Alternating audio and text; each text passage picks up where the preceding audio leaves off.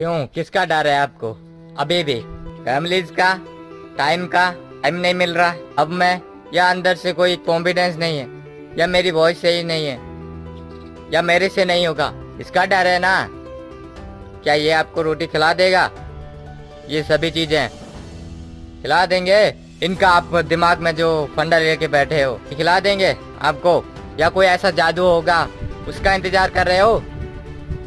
हैं?